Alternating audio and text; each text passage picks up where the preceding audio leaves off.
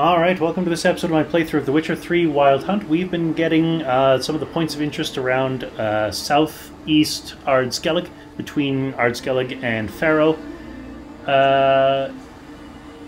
Before that, we made Triss our romantic choice for this playthrough, which means we need to do Yen's side quest where we have the option of locking Yen as a romantic option, where obviously I have decided not to do that. So, yeah, what the heck, let's get that started, since I've done a bunch of exploring for the last couple episodes, so yeah, let's get on our way. So, of course, first things first, let's choose that from the quest list. And that one is called The Last Wish. It is a level 15 quest. I am currently level 25, so this is going to be no problem whatsoever. And current objective is to meet Yennefer in Larvik. Summary, for those who don't remember, before Geralt and Yennefer parted after their adventure in Freya's garden, the sorceress asked him to meet her in Larvik. She made it clear this was a personal matter, but gave no further details. I mean, we're roughly in the direction of Hindarsfjall, which is where Larvik is.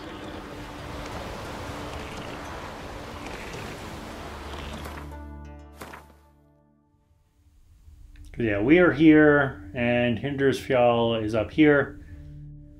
I see no point in making you sit through the sailing, so I'm just going to fast travel to the harbor.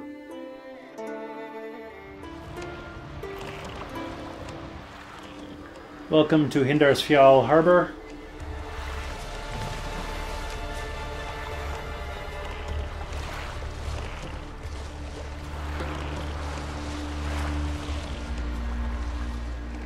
Or Larvik Harbor, I guess.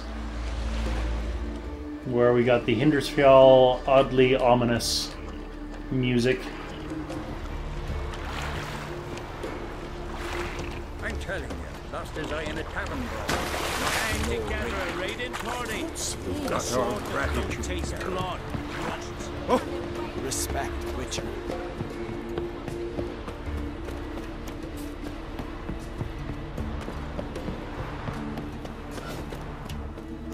So aside from knowing that this is the quest where we would have the option to lock in Yennefer as our romantic interest, I know nothing about this quest. How can I be of service? In times like these, don't pay to save coins on weapons. Show me what you have. And I also don't know anything about the story of Geralt and Yennefer, beyond obviously what has already been covered. Just gonna offload some of this extra stuff that I got from those points of interest. Merchant doesn't have enough coin. Yeah, but he's got some armor repair kits that I can buy to give him some coin so that he can then therefore buy my stuff.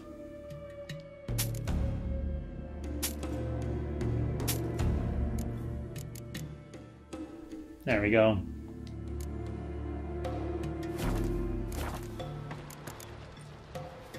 So long.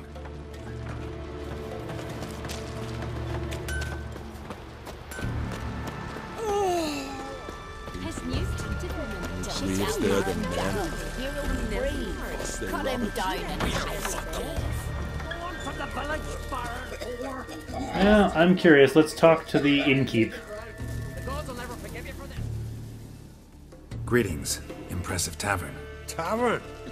This ain't no tavern. It's the House of Warriors. So what do folk do in the House of Warriors? Fight? At times, one will take the other and give him a good slapping, aye?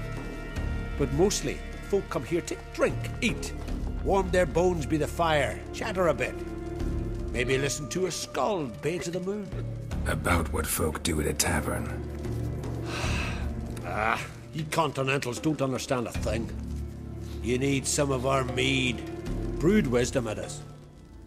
I like that that analogy. What are you peddling? Let me have a look. I'm just going to take this opportunity to sell some of the junk I have, because why not? So things like, some of these are things needed to, like goat hide. I've got 9 of them, or I've got 6 of them, and they're almost 1 full weight each, so I'm just going to get rid of any excess weight I can. I'll see you on the other side. Alright, so that's brought me down to 104 out of 220. Because, yeah, general merch, like blacksmiths and armorers have lots of coin and they're good for offloading equipment, but they don't generally buy junk, so I just need a general merchant for that. Farewell. Come and treat the Jarl with me. It'll be easier going. Well, yes, I think. Hello, Yennefer.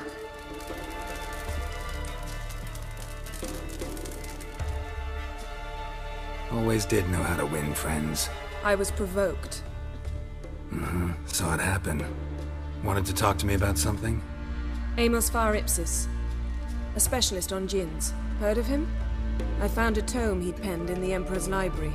Var Ipsis set off for Skellige one day and was never heard from again. I asked some of the local folk. Some here still remember him. Okay, so that lead-in makes me think that there was probably some sort of event that would have happened when we walked in or something like that, but I didn't see it.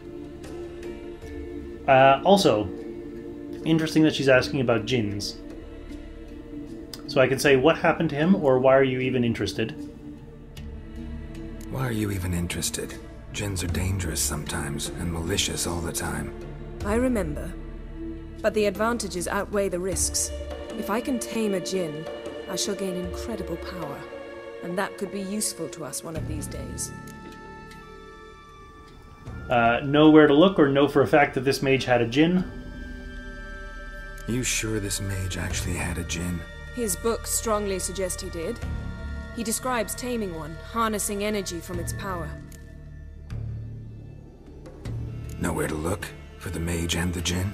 The locals say they last saw Amos's ship off the coast of Hindarsfjall, just before a once-in-an-eon storm broke. Doubt we'll find them then. Mage is probably fish food, and the djinn escaped. Not necessarily. But even if it is so, I'll not give up without seeing some evidence. Will you help me? I've no gold to offer in reward, but I shall be ever so grateful. Fine, I'll help you, or not about to help you with this. I mean, of course I'm going to help her. Since you put it that way, fine, I'll help you. Thank you. A boat awaits in the harbor. Come. Gunnar only turned all pious Peter after he... Well, this is interesting, because... He feared the wrath of Modron for Let me help. Prepare everything already. I have. How could you possibly know I'd agree? I didn't. Decided to risk it. So, I'm just going to go into the glossary for a moment.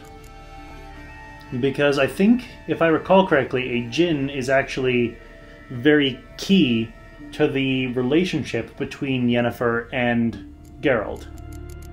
So...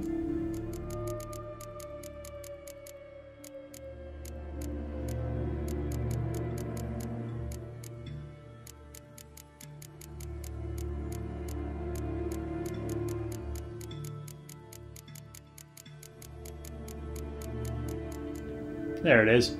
So I'm just going to quickly read Yennefer of Vengerberg's entry again, just to remind myself, because I'm pretty sure of that connection, but I want to be sure.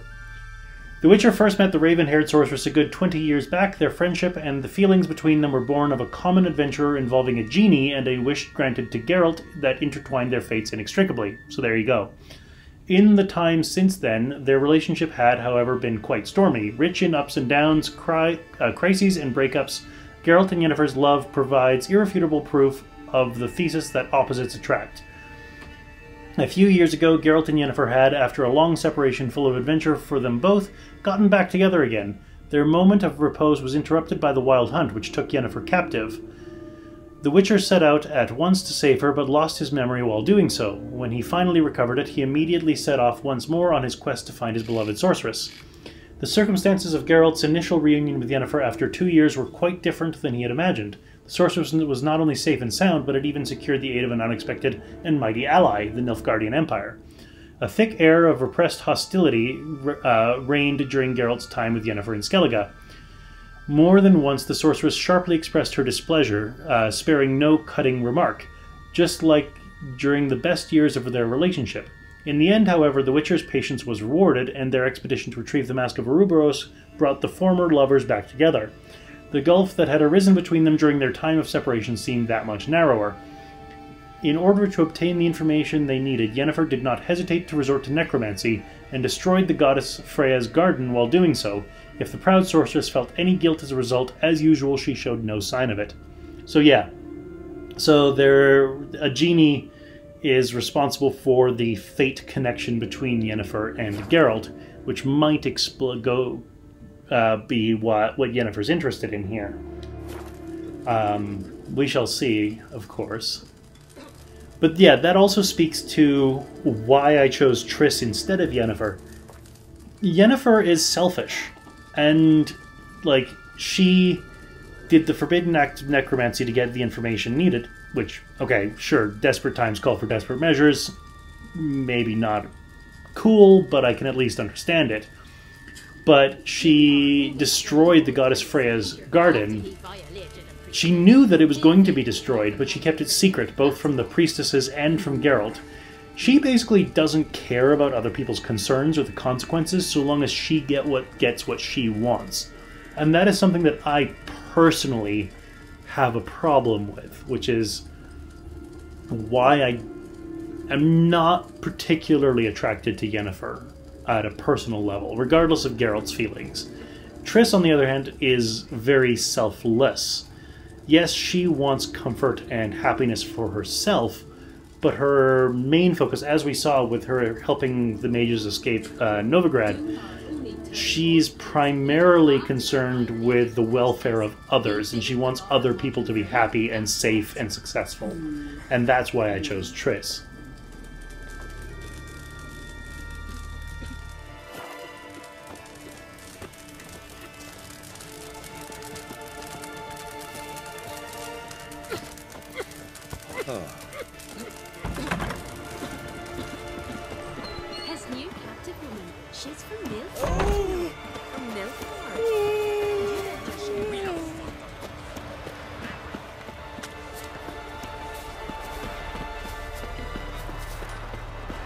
Lead the way. Just once, you might try to take the initiative. Would you even let me? It would depend on the situation. He felled the giant. Oh yeah, the other thing is she's actually kind of sharp-tongued. She's not a kind person. And that also rubs me the wrong way. Did you sever his head?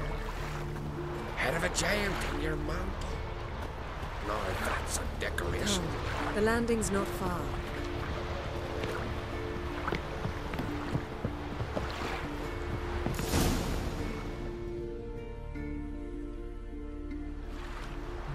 The ship carrying the Djinn sank somewhere in this area. Not too precise as leads go. I'll cast a spell on our boat. We'll know if there are any wrecks on the seafloor below us. All right, let's get to work. Mind if I take the helm? I got a choice. No.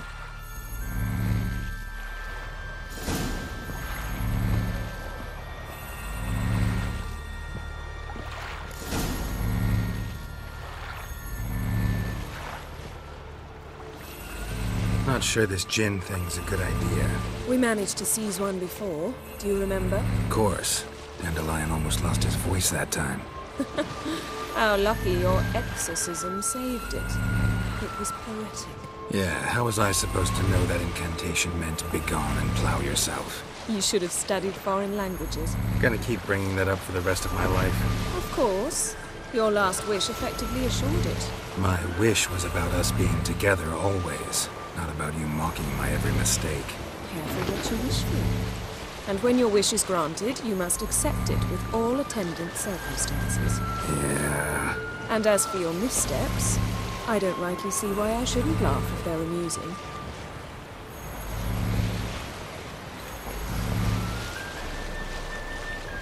There's something here, on the bottom. It's too deep here. You can't dive that long. You underestimate me. On the contrary. After all, I asked you for help. I'll cast a spell. It will slow your heart for a time. You can stay submerged longer. Assad Eich Kryde Rithorn. Ready. Careful down there. Alright. Yeah, that brings another example. When we were using the Mask of Ouroboros, it was just like, I'll cast a spell so I can see through your eyes. And he's like, you gonna read my mind again? And she's like, do you object? And he's just like, well, it wouldn't matter if I did. You'd do it anyway, so... That's the kind of person Yennefer is. How's your bath? Water warm enough for you? Jump in, see for yourself. Seawater wreaks havoc on my complexion. Just find the wreck.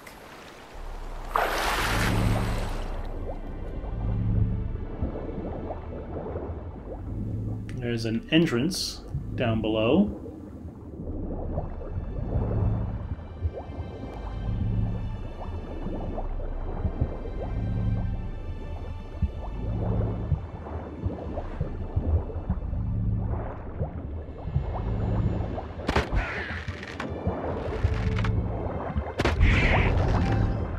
How's it going? Yeah, and you know I hate it when you read my mind.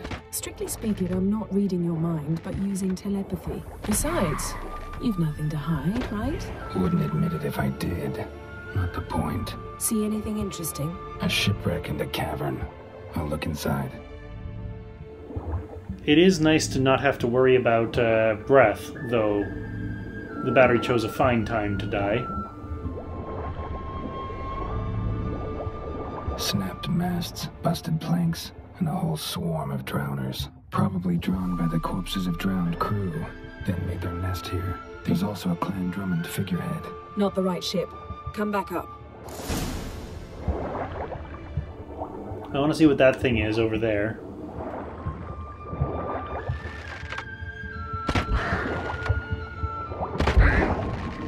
Once Geralt stops being an idiot.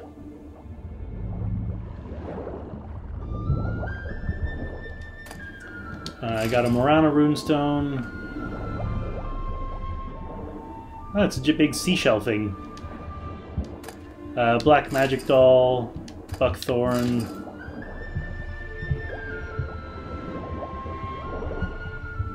And we got another chest over here. Hunting boots, resin, and dark iron ore.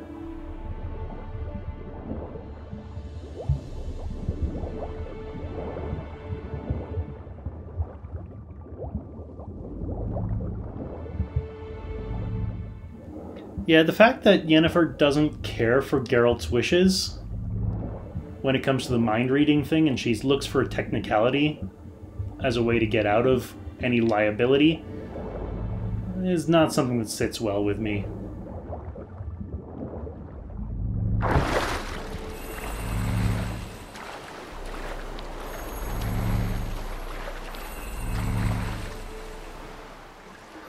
Come on, Geralt, get in the boat.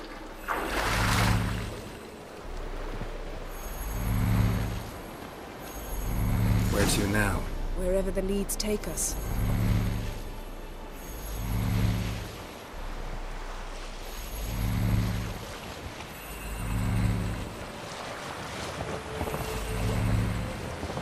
Say we find the Djinn. What'll you do? Ask for a beautiful house? And a palace? And a queen's crown? Are we still talking about the Djinn? Have we moved on to a talking fish? Doesn't much matter. Both make wishes come true. What would yours be? You'll learn in due course.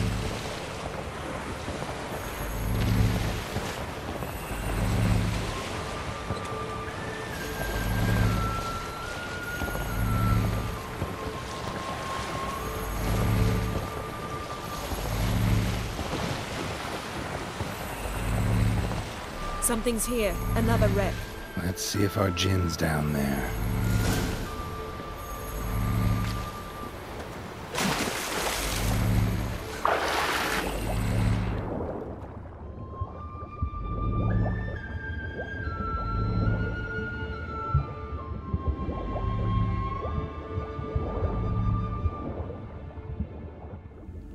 This is absolutely stunningly gorgeous.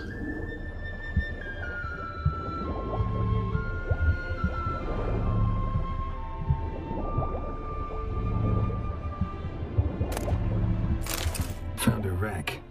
It's been here a while. Wood's rotted. Look around, but be careful. Look for something that might indicate it's the mage's ship.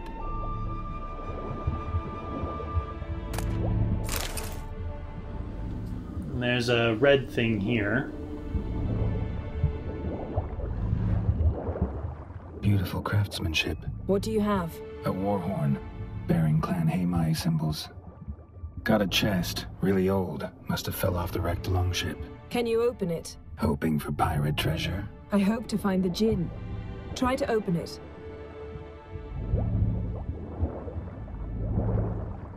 Now that's what I call war booty. Have you found the Djinn? No, but I found something that could be just as valuable to me as the Djinn is to you. Crowns, blunt axe, manuscript page samum, Siderian cavalry armor, and est.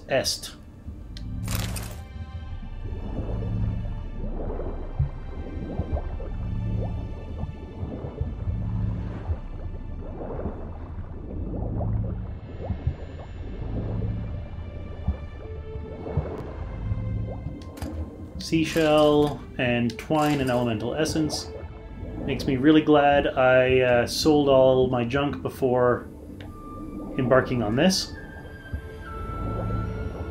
Got something. A Skelliger's buckler. Clan Haimai symbols. Donar's clan. Donar was a babe in swaddling clothes when this buckler landed here. Longship belonged to Clan Djinn. Yen. Doubt any of these boats were the mages. These are old sunken longships. Come back then. We must search elsewhere.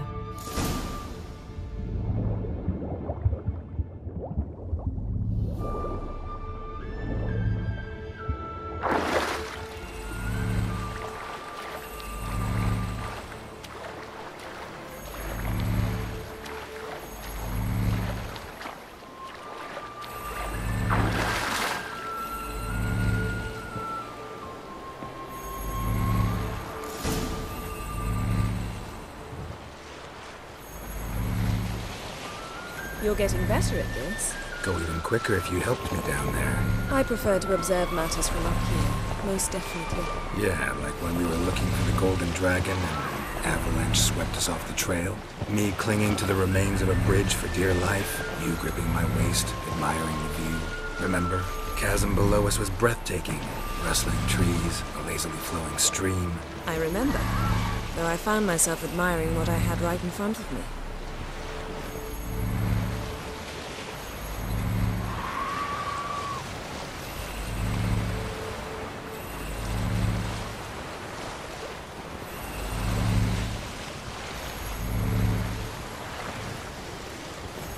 Something strange about those rocks. And there's something on the bottom. We'll see what it is.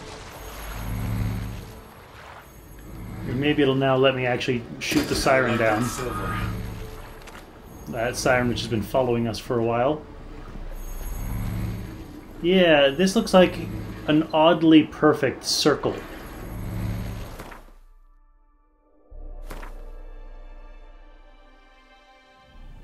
Yeah, like, look at how perfectly this circle fits into the What island is this?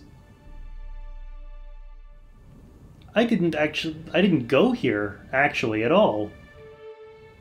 Okay.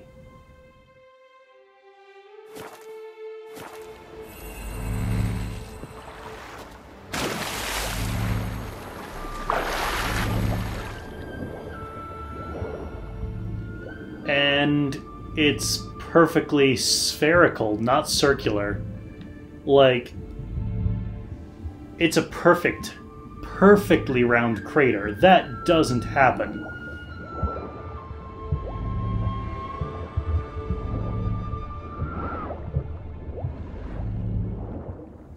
Okay, I heard a siren or an echidna. See something? Something doesn't do it justice. A huge crater, as if a meteorite landed here. I must see it. Diving in after all? No, I should cast another spell, to see through your eyes. Now relax. Aisu foltia bedem ein eichte illiveid. That is no meteorite crater. What is it then? The effect of teleportation. A powerful force cut out a fragment of the seabed, rocks and everything lying within the teleportation zone. Always claimed portals were dangerous. I believe we're on the right track. Look for anything that might contain a Djinn. Fine, but get out of my eyes. Too cramped in here for us both. Isu foltja beidem ein eichte illivaid. Figure it might have something to do with this shipwreck bit here.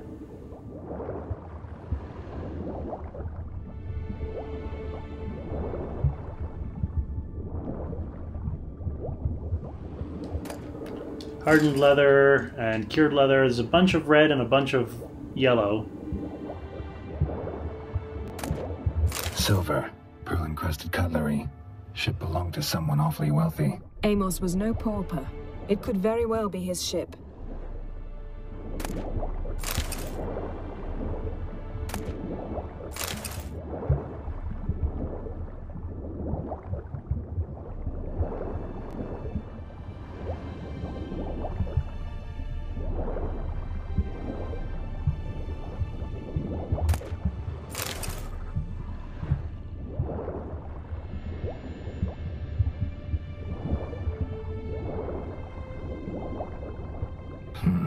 Something cut this basket exactly in half.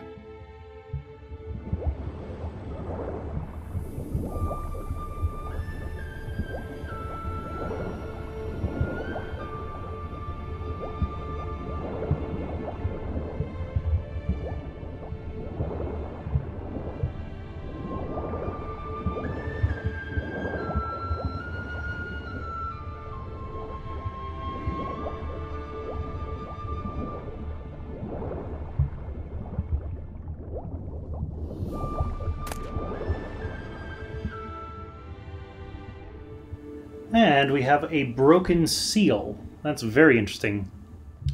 No Djinn here, but there's something you ought to like. What? Half a seal. That'll do. Come back up.